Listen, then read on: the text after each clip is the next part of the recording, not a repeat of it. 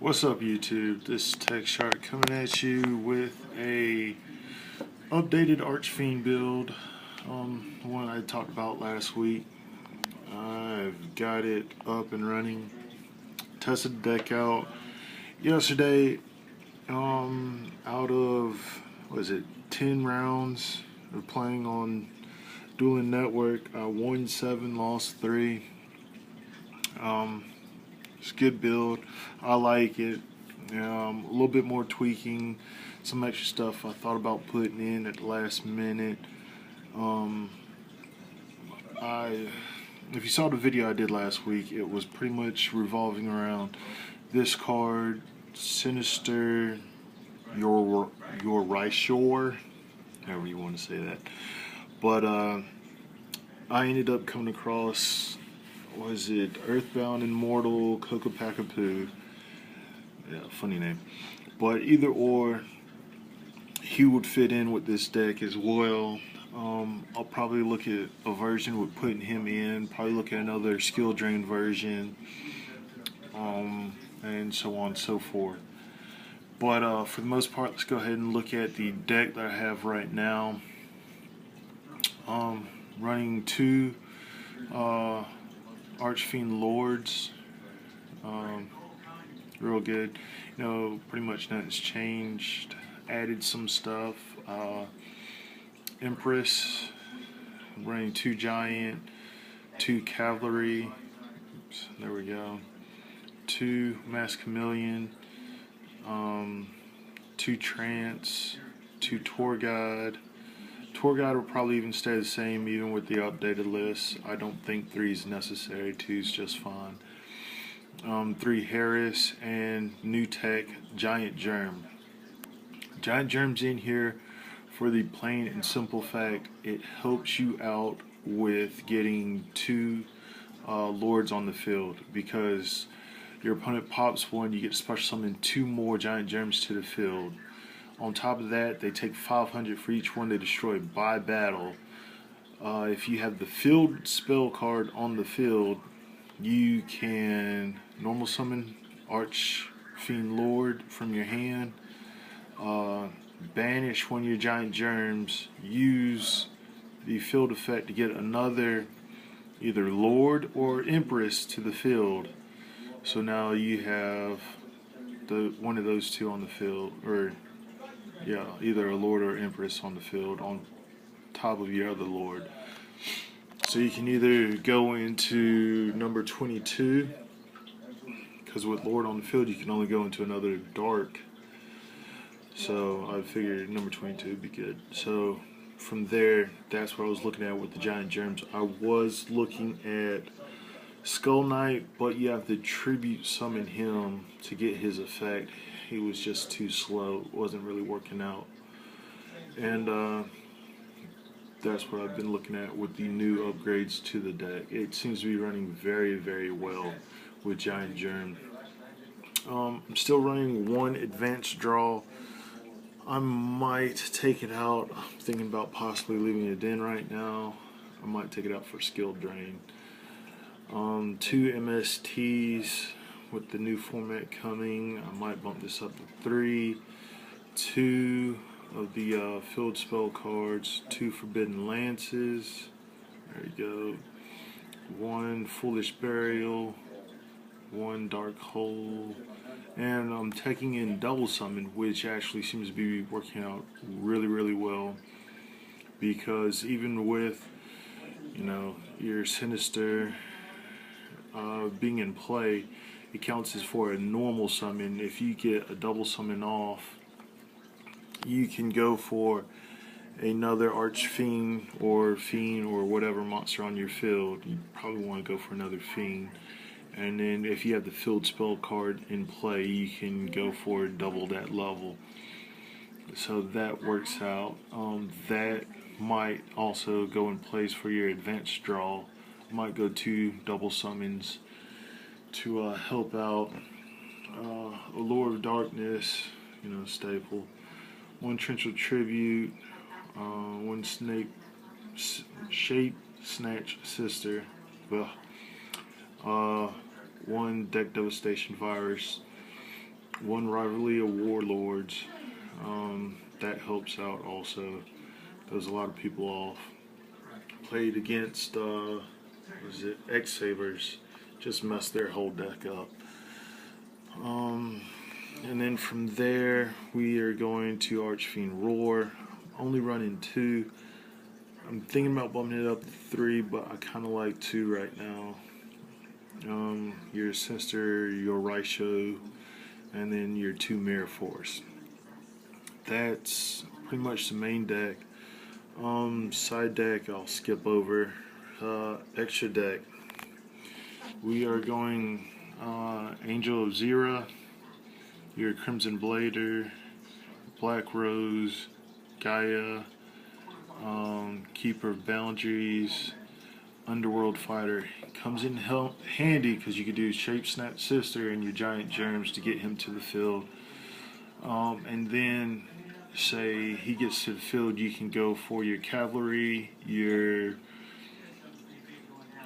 Harris, Trance, especially if you got something banished, so he has a lot of playability or viability in the deck. And then we have your number 65. You have your 2 Giant Germs. You can. It just depends on how your opponent's running their deck and what decks you may come across. You got your 2 Giant Germs. You know, if you can't do anything else with them, might as well exceed to this guy. You have your Levier Dragon. I am trying out the String Jin in place of Zenmaines. It seems good to me. It seems to be a good choice.